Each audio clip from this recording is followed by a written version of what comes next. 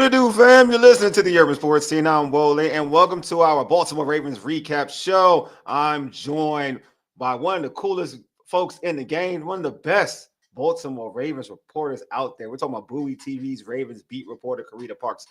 And Carita is also, make sure you do flowers. Also, she's the founder of Double Take Sports. What's going on, Carita? You know, another day to talk about sports. Couldn't be better. I know that's right. Football is right, like it's really here now. Like that's the good thing, right? Like especially your profession, football is here. Football is here. You know what I mean? It is here. It's like once it starts, it's like nonstop until it's not. And we already know what you do in terms of not just football, everything: WNBA, NFL, NBA, like golf. Yeah, they have the BMW Championship is in Owings Mills this weekend. Wow. So sports will be out there. Mm-hmm. It's crazy. Bringing some coverage. Your grind is real. Props to you, man. Props to you. But that's like last Thursday in their first preseason game, the Ravens defeated the Indianapolis Colts 24-16 or 18-16, right? 24-16. Yes. Before we dive into that game, that's Knockouts Logistics. You can check out our website, which is the urbansportscene.com. You can also subscribe to our podcast on Spotify, Apple Podcasts, TuneIn, iHeartRadio, and other podcast platforms. Just search the Urban Sports Scene. Please make sure you subscribe to the Bowie TV YouTube channel and also the Urban Sports Scene YouTube channel. If you're in the YouTube chat, we accept super chats. Super chats help us support the show. The super chats will be prioritized over all comments. Don't forget to tweet us at Urban Sports Scene. Hit us up on IG and TikTok at Urban Sports Scene, and also like our Urban Sports Scene Facebook page. You can also join our Urban Sports Scene Facebook group. Just search Urban Sports Scene, sports bloggers, sports podcasters, and sports debates. All right, before we dive into this, the Ravens game, we have some awesome footage from Carita recapping this game. So I don't have to talk about it right now. We just let Carita talk about it in the recap.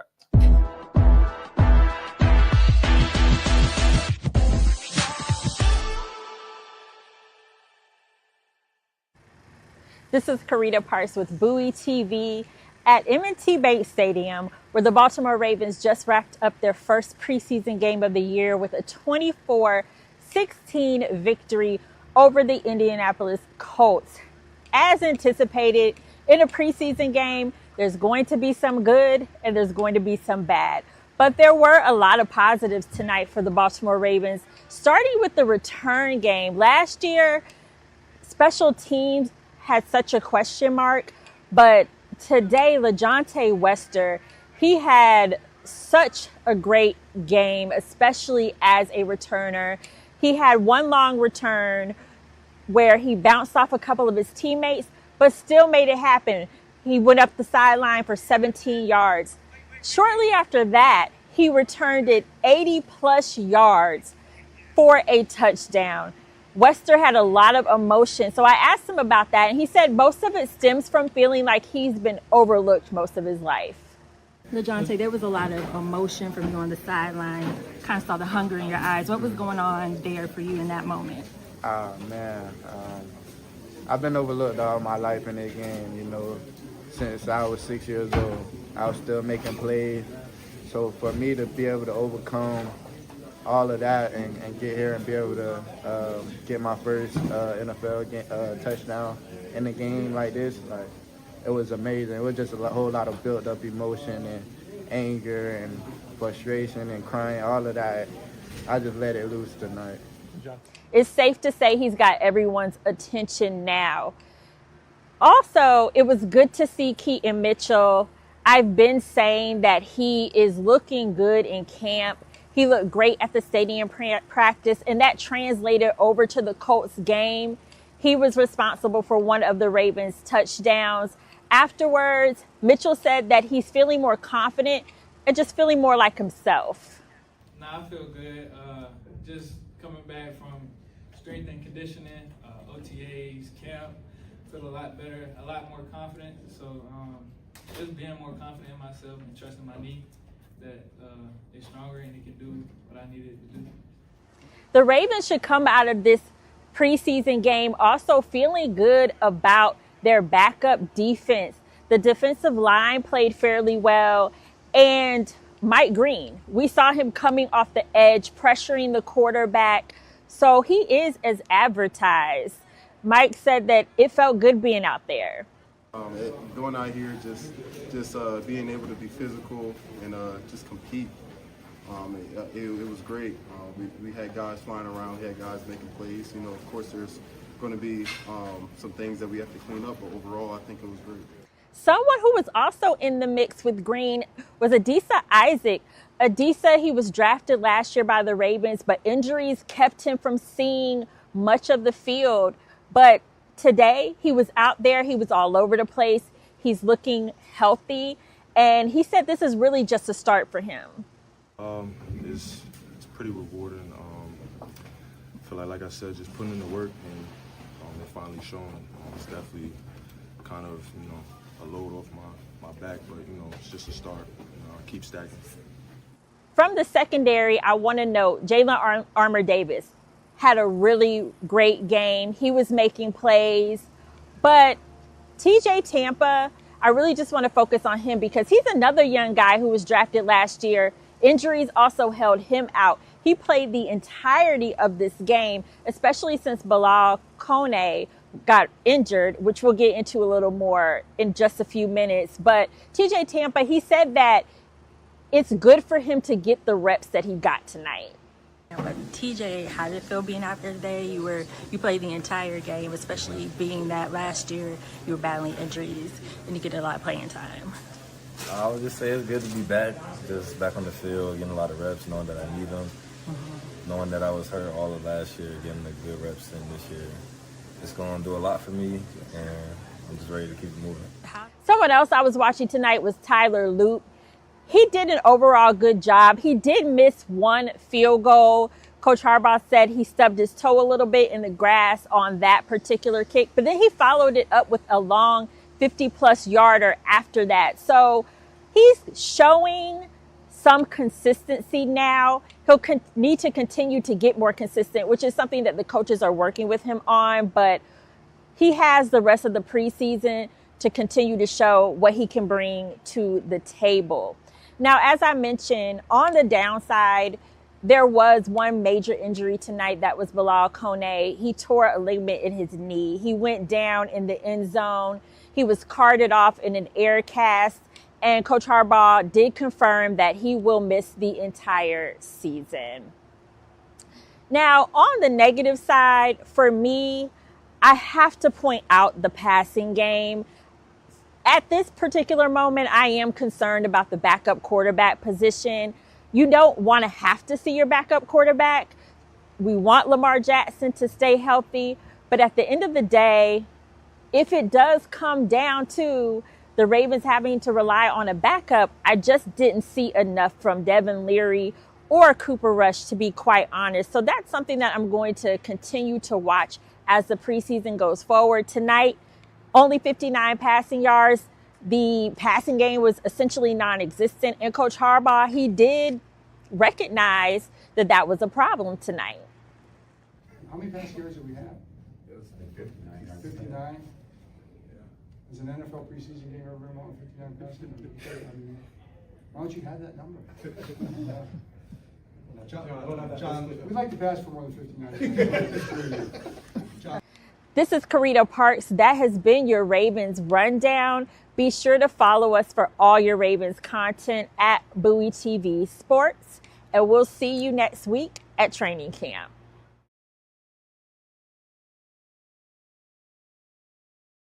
Awesome work as always. Awesome work. You know what I mean? It's really funny because this is like my one opportunity where I look back at them because I kind of do them and just let it go. Yes.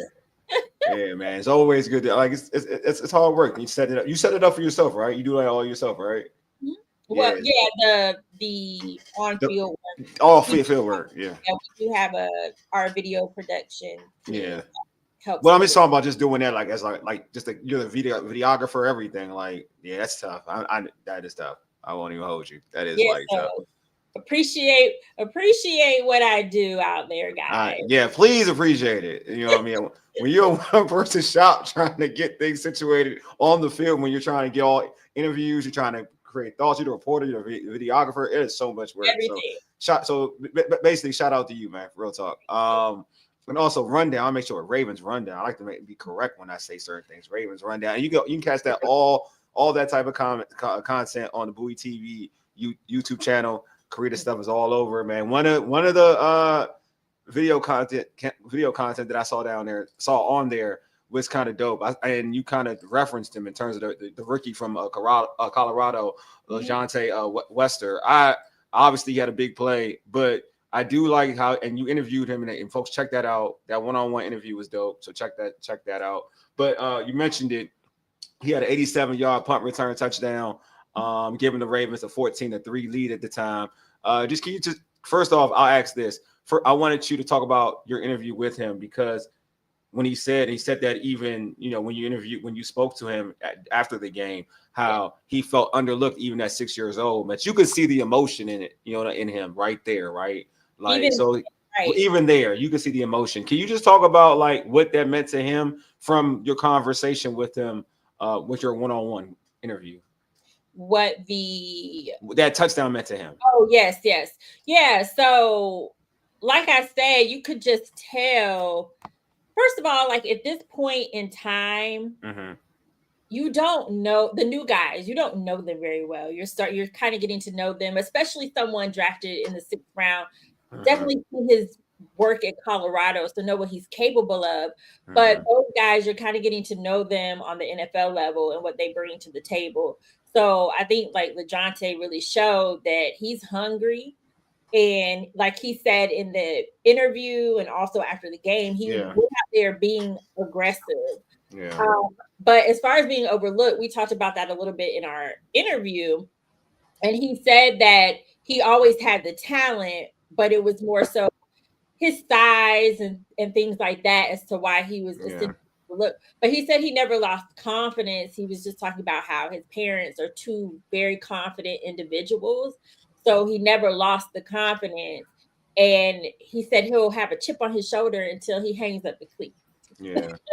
I just thought it was a really good interview, to be honest with you. Just to dive into like his, like you kind of, I felt it. You know what I mean? There's certain things that, when you watch these interviews, I felt it. You know what I mean? Like talking about how, being a Florida boy and how Florida, like having Florida dudes on the team like Lamar, and just knowing what they all got in common. And they all basically come from the same story, what he said, which I thought was dope. And it's true. Because most of these dudes, like that is true. Yeah, most of these dudes got the same story, and how they kind of grind to get where they're at. And then also, like, talking about his dad and talking about how his dad is Superman to him. I really did enjoy the interview. I thought it was really, Thank you. Something. I didn't watch it. I watched it. No, I thought it was dope. Like, just because when certain things like capture you, they capture you like initially, and then you kind of continue to watch the whole thing, and then it kind of resonated with me. I just felt like I like his story. It's just that, and just knowing how like perseverance, and then just the joy of making that. I'm glad I watched that before I watched that to go inside with his 87-yard punt return, because now you got an appreciation for what he did and his appreciation, because he appreciates the moment. Like he's not taking that for granted. So which I do think is pretty dope. But in terms of his football.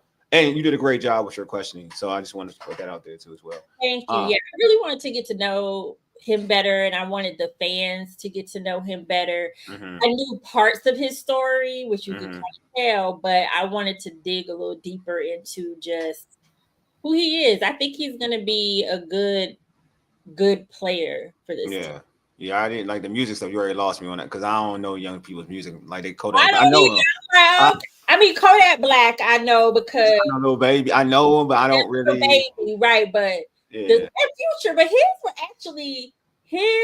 picks were actually people I knew at least. Now, did I know the song he was talking about necessarily? Yeah, exactly.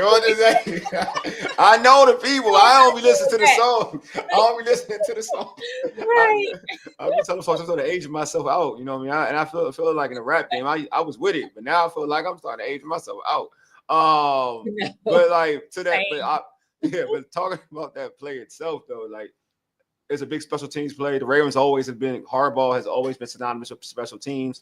Is there an opportunity for him to like land that main returner spot, like making a play like that? Oh, absolutely, because Okay. the return game and special teams was a bit of a struggle last year Okay. for the Ravens. So I know that they were looking for someone who can be a difference maker for them on special teams in the return game. So, I mean, personally, I feel like he locked the job down with that Awesome. return. Okay. But, they're never going to say, Yeah.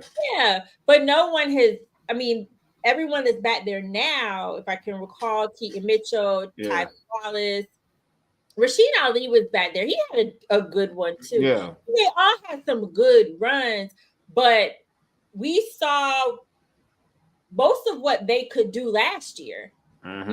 So at this point, no one has been able to beat him, and I don't know that they will. Yeah.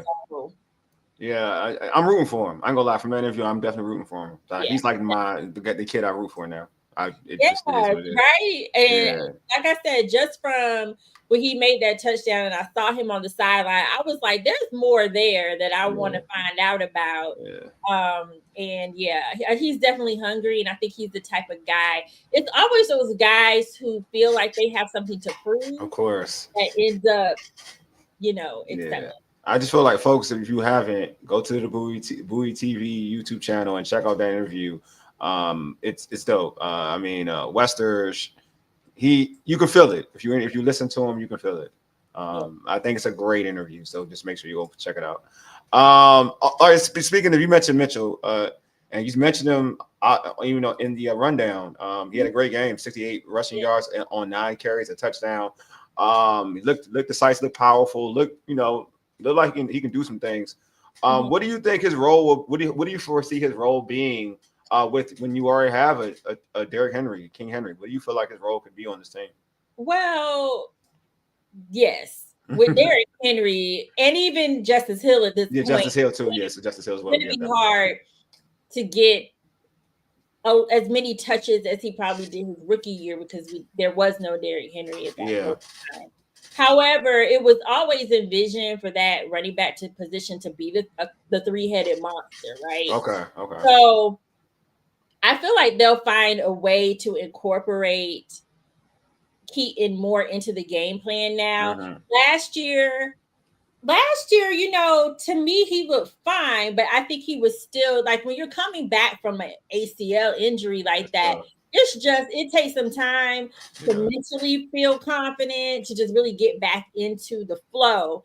So I think that played into why they used him more on special teams versus the giving him a lot of touches at running back. But this year, he definitely looks more like himself. He looks confident. He's even said it. He said he feels more like himself. He feels more confident in his knee and that his knee is going to do what it needs to do.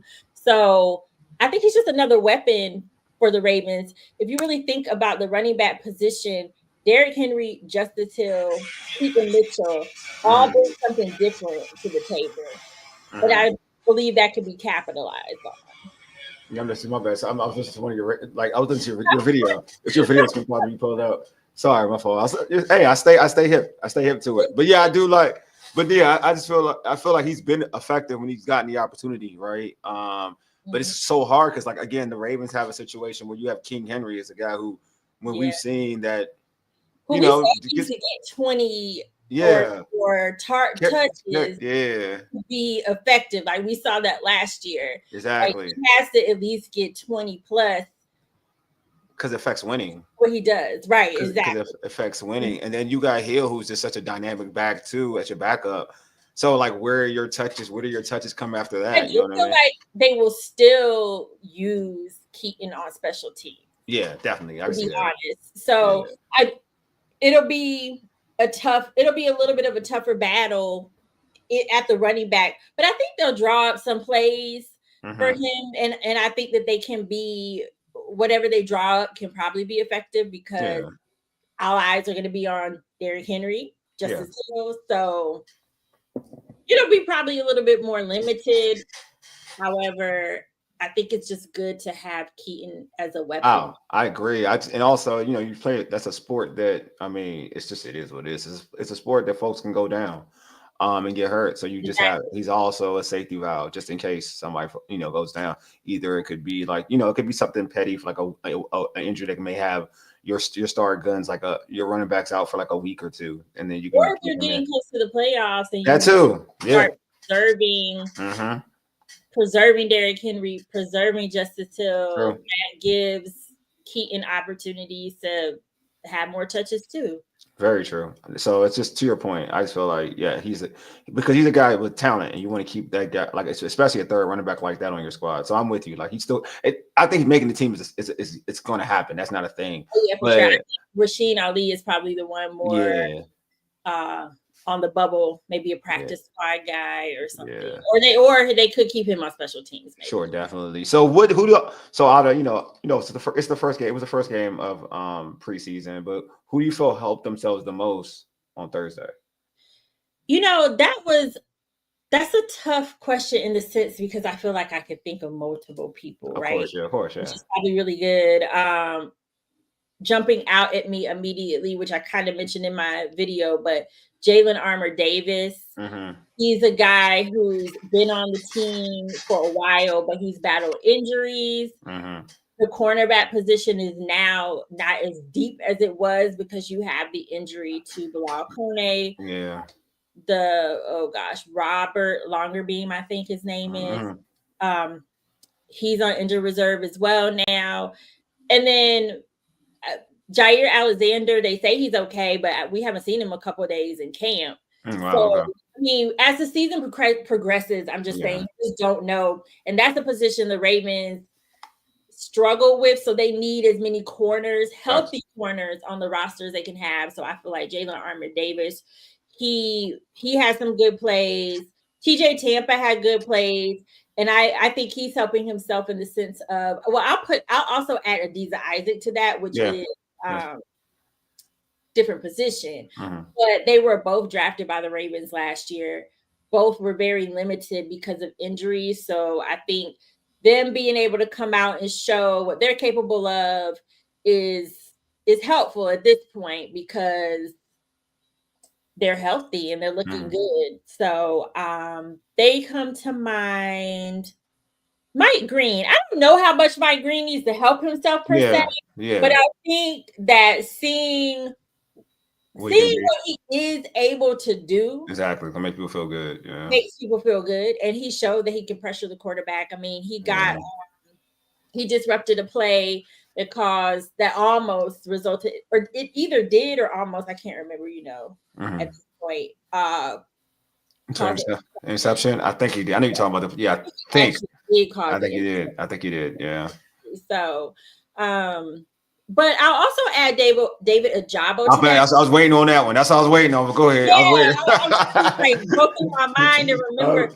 But I will add David Ojabo to that. I mean, obviously, he had that very wide open sack, and everybody's trying to act as though Anthony Richardson should have known that was coming. But I'm like, where was his offensive lineman?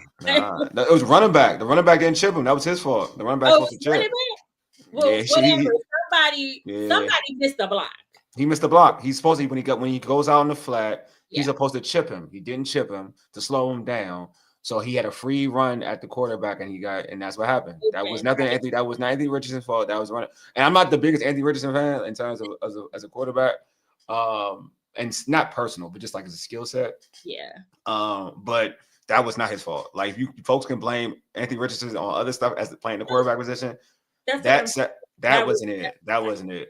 I'm glad you mentioned him, man, because there's so many reasons why I like this kid. One, he went to Michigan. Well, one, he's a Nigerian. Secondly, he went to Michigan. Yeah, number one. And then he went to Michigan, which is like my college football team that I grew up loving. So and then for him to win, he was highly touted coming out of Michigan. Then he had that bad injury in workouts, which changed the trajectory of his, of where folks thought he would be in the NFL. But I'm glad, he showed he got that sack, because I think for somebody like him, just needs confidence. You know what I'm saying? Coming off, I think it was an Achilles injury what he was dealing with, or a knee injury? It was a leg injury. I'll go back and look. I don't quite remember because that he was coming back from an injury. Yeah. when I started covering the Ravens. So I can't quite remember what his injury was. I want to say it might have been a knee though. It could have been a knee. No, yeah, it was Achilles. He tore his Achilles. Achilles. Okay. Yeah, I thought it was tore his Achilles. He tore his Achilles. Man. Those are worse. They're worse than telling you knees. Yeah. They're worse. To get back. Yeah, it definitely is worse. Especially it doesn't matter what age you are, it's like hard to come back from. Usually you're confidence, but also now that outside linebacker position is a little bit has a little crowded right now. Yeah, that's what I'm saying. So yeah, he needs to play well before, because I think he can be a cut. I think he can get cut. Like I believe he absolutely that, and that's why I brought his name up, because he is somebody who can get cut at this point unfortunately because of his injuries. So he's either going to help himself remain a Raven or help himself to where somebody will see his skills. Exactly. That's why I feel like, like you said, it's getting crowded, and it wasn't like he helped himself last year. So at the end of the day, like I feel like that sack helped him out. So and if he can continue put another good game on tape for next week, then I feel like, all right, maybe he can find a way to stay with the Ravens, or to your point, what you said, put some good things on tape for the next team. But in terms of helping himself as an individual, I feel like he helped himself a lot. Absolutely. You know what I mean? So I agree with that. Yeah. And also a shout out to you about that Nigerian question. I appreciate that. I have been, it's really funny because we talked to Namdi and I completely forgot about it then. And Adafe spoke, and I actually missed his presser that day. Okay. But that was a question I had been wanting to ask, because I thought it was a pretty dope thing, to be able to go back to Nigeria, but also the three of them together. I thought there was just like multiple things I thought was so cool. But it's funny because timing is everything, and I feel like I asked the right person because his answer was amazing. His answer was the best. It's because it was true. It's just it's the truest thing. It's like being back home. You kind of like being back home. And when I see it, it's like, you got to appreciate what you have here, because a lot of people, the smallest things they appreciate over there. So sometimes we take a lot of stuff for granted. And it's not like, I'm not saying like it's a impoverished country or anything. Like, it's not like that. But certain places when you go, certain places, like there's certain places where I go and walk through. Sometimes you're like, there's certain people you could tell like what we appreciate, what we don't appreciate, they appreciate early. So we got to stop taking. Anytime I go back, I'm like, I don't take, like, I come back here. I'm like, all right, there's certain things I don't need to sweat anymore, because I take, you know what I mean? Or I got to appreciate everything I do have, you know what I mean? And not be like, I don't act like everything in the world's over, like the world's going to end. Because some people because what they have to deal with is totally different and more stressful than what I got to deal with. Yeah. So I definitely like that thought process. I think what he stated was dope. Like your phone, he's right, because I remember like your phone, which you like take for granted, they would be so appreciative of that type of phone. Like I know this. I've given people phones back home, so I know this. You know what I'm saying? So I know this. So yeah, totally dope. It was great. Like I like his answer. His answer was dope. Yeah. So obviously, game's over. Now it's about focusing on practice. How's practice been since Thursday night? Practice has been good. It's been a little slow the past few days because so yesterday it was a little bit faster paced. Well, okay, let me go back. Sunday they were in pads. Yesterday it was fast paced, but Coach Harbaugh called it like still a mental practice. Okay. He considered it. And then today was also a mental practice, but it was even slower. They had Ray Lewis. Ray Lewis was at practice. Awesome. They had like a team building day with Michael Phelps, because I don't know if you saw the video. Marlon Humphrey posted a video. I was looking at it right now. The Ravens have a new pool. The Ravens have a new pool. Yeah, sorry. And they were. Y'all know Marlon Humphrey. He's just a funny guy. And they posted a video asking Michael Phelps to help them swim, and so Michael Phelps was there today. But they actually went to Loyola College And that's where they were doing their team building and they were Oh. swimming. And I mean, people were actually learning, like Roquan, they have a video of Roquan actually learning how to swim or trying to learn how to Oh, he swim. don't know how to swim either? Like, I don't know how to swim either. I appreciate Well, that. it's so funny because it was some of us jumping off the diving board, but not many.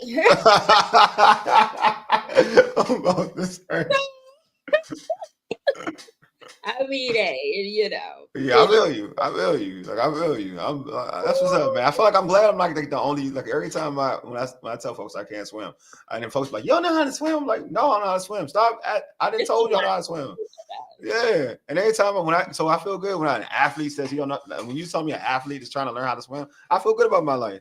It makes me feel good about myself. I'm like, all right, if an athlete don't know ain't trying to learn anytime soon, or he just started to learn, then I feel good. I don't care. Yeah. So that's what's up. So looking into it, like when we're playing, so was there anything that they felt like they had to work on more because of the preseason game, or is it more like, all right, status quo? Well, something that came up, I mean, I heard in my video the 50, I believe it was 59 passing yards. Yeah, okay, there you go. I know it was a funny moment, but Coach Harbaugh was like, I can assure you we would want to pass for more than 59 yards. And the question came up this week about, how do you evaluate the receivers if you can't throw the ball? Right, when they really didn't have many opportunities to show what they're capable of in the game. I mean, practice, you can, practice is practice, but you still want to win a game. So for me, yes, sir. Yeah, you said I want to see the passing game be in a better place with the backups. I know that Lamar is the starting quarterback. Of course, easy. I still feel like you want to have a reliable backup. And for me, in the game, Cooper Rush didn't play that long, but what I saw through an interception. Yeah. Right out the gate. And he has experience. So he should be better though. He should be better. To me. And then Devin Leary just could not move the ball for the most part through the air at least. Yeah. And so to me, that has to definitely improve, in my opinion. I think Cooper Rush should be better. I mean, because he should be better going forward. I would hope so. He's decent in practice. I mean, he has good days and bad days in practice. He's a backup. Right. Right. But I need to see some of it translate into the game. So maybe he just needed to dust the cobwebs off. And he was not out there that long. I think that was more so to make sure he don't. Yeah, because you don't want that. Who was the backup last year? If you remind me, Johnson. Oh yeah. Commanders. Commanders, yeah. He was probably gonna get cut for the Commanders. Oh, he'll be third string. Maybe he'll make the team. Oh, well, I don't know, because y'all have Sam Hartman too. You think they'll cut Sam Hartman? Sam Hartman did not play. A lot of people. Well, I like Sam Hartman, but let me talk. I'm gonna put it out there. So this is not a bad shit. I'm not bad to Sam Hartman, but he got out. Josh Johnson did outplay him. Oh, okay. I didn't see the game. And the Commanders came on at the same time as the Browns. Yeah, I know. Sam Hartman's gonna probably get. I can see Sam Hartman being cut and then put on the practice squad and keeping Josh Johnson. That's what I could see. Okay. But also, I'm like Josh Johnson, like he's the biggest hustler in the world right now. Like this dude's still in the league. I love Josh Johnson. It's crazy because I feel old when I see. And I guess I'm old, so I kind of like stop saying like I feel old. But like I used to watch Josh Johnson when he was in college. I used to like him in college, and now then when I see him in the league and he's like the veteran, like the old school veteran, I'm like, damn, time has gone by fast. Because I liked him when he came out of collage, and I think that old for real. But I feel old though. He feel like he's like 80 years old. I can't even hold you. But he's not. You're right. He ain't old. For real talk, he's not old. But it feels like because I've seen him for so long. Like I've seen him for so long. But yeah, that's good but I do feel like that backup situation is like it could be worse. Obviously, like I'm not the biggest Cooper Rush supporter because I've seen him for years. But I do think I think Cooper Rush needs which I think it will work for. Well, I'll say this much: Cooper Rush, if he had to play, it would work for Baltimore because Baltimore has the skill positions on the outside to make him look half decent. The starters, not the backups. The starters, not the backups. Well, it wasn't like he would like. For me, the receivers, it was like overthrows, things like that. I got you. So I don't necessarily, if I can remember correctly, think it was the receiver's fault. But sometimes people, when the pressure is on, things change. So perhaps he'll be, because for Dallas, he did enough. Yes, I'm saying, like, he's got a body of work where you can say he's won some big games. He's won some big games for them. Like, he's never been, and this is what I'll be honest, he's never been like the awesome backup. You know what I'm saying? Like, some people, it's so I get where you're coming from. Backup is I get where you're coming from, though, because I get where you're coming from. That's why I just need to feel confident he can do enough as a Raven. It's gonna be tough. Getting the awesome backup is few and far between. Yeah, but it can happen, but it doesn't happen a lot. Yeah, so luckily, Lamar has been kind of, like, knock on wood, healthy. Even as mobile as he is, he's been pretty good and kind of staying healthy. So I don't think that you're gonna have to worry about Cooper Rush unless it's like the last couple games of the year or the last game of the season before the playoffs. So well, that's what I hope for after seeing.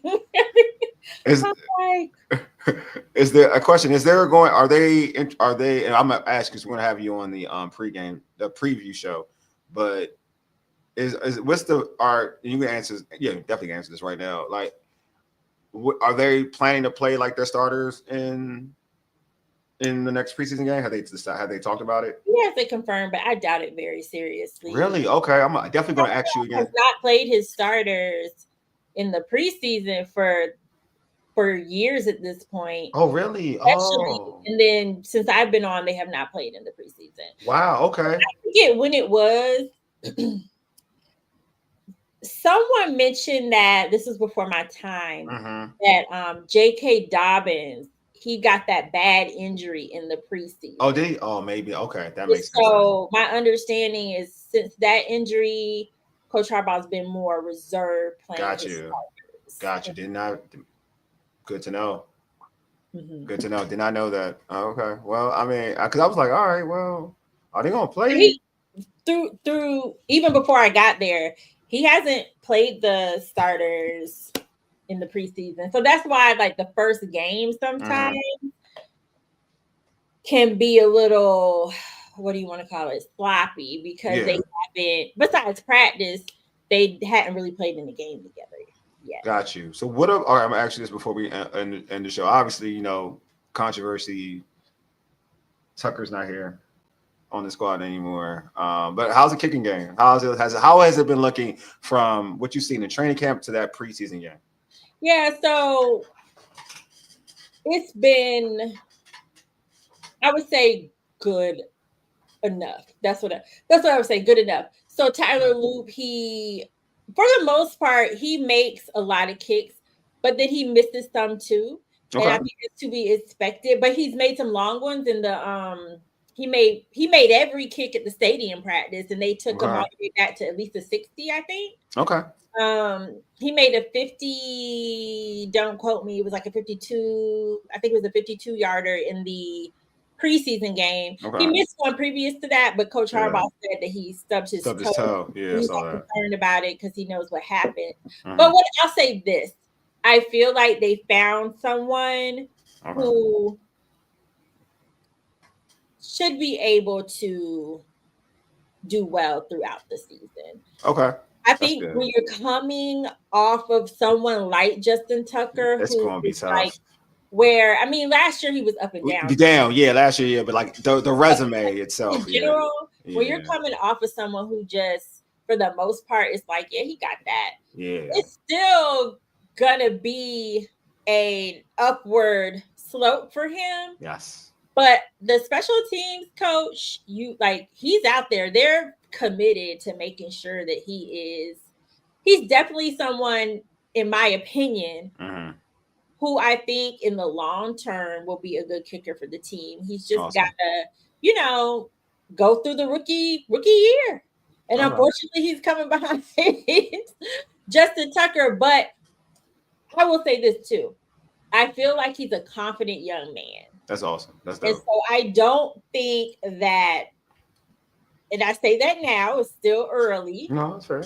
But I don't feel like he is going out there thinking, I'm coming behind Justin Tucker. Oh no, not at all. I'm about to get this money. That's what No, he's right. thinking. He seems like he's confident. He's young. He's having fun. Yeah. I remember asking Jordan Stout, the punter, about him making all his kicks like at the stadium and how to, like, if he thinks that would help his confidence. And even Jordan was like, it has to, but at the same time, he was like, it might not change much because he's already pretty confident. Yeah. So yeah. Nah, he's definitely about. He's not thinking about Justin Tucker. I will say this: he's not missing like 4 or 5 kicks. Let's say kick seven times in a practice. He's not missing like 5 kicks. He might miss 2. Yeah, I got you. It's just gonna be interesting because if you take away last year, right? Because that was like and now it makes a lot of sense. Last year makes a lot of sense now. Actually, some heat was on him. Yeah, last year makes a lot of sense now. You think about it, but like when you're looking at normal Justin Tucker, like as a Ravens fan or just as an NFL fan in general, when that man went out on the field, when the Ravens got to like field goal territory, folks just talked it up. He was like the ultimate weapon for a lot of people. He was like the ultimate weapon. Like, especially you talking about a game-winning drive, anything. It would always be like all Lamar or whoever was the quarterback at the time. All they had to do was get to like the 40-yard line, and it's automatic. Like the opposing team's 40-yard line is automatic. Like now, and defenses played against that, right? Like they would blitz more early because they knew that Justin Tucker was automatic. Now it's going to be interesting to see, like, and last year that wasn't the case, right? Go ahead and let them kick that. Yeah, now it's going to be a little different. They're going to say, we're going to see. True test. Yeah. Or that'll be the true test, right? Because right now it's the preseason. There's not a lot of pressure. Yes. So when you're in a game against the Steelers that matters for the record, for the team's record, and you got to kick like a 50-yarder, that is when it matters.